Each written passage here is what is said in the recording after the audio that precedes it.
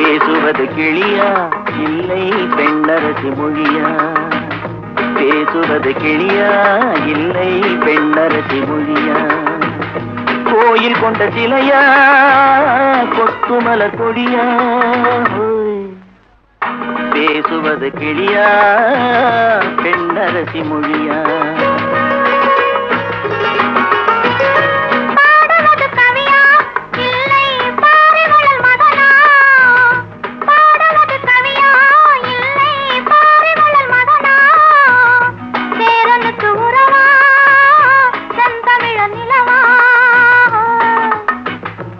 பாடுவது கவியா இல்லை பாரிவளல் மகனா?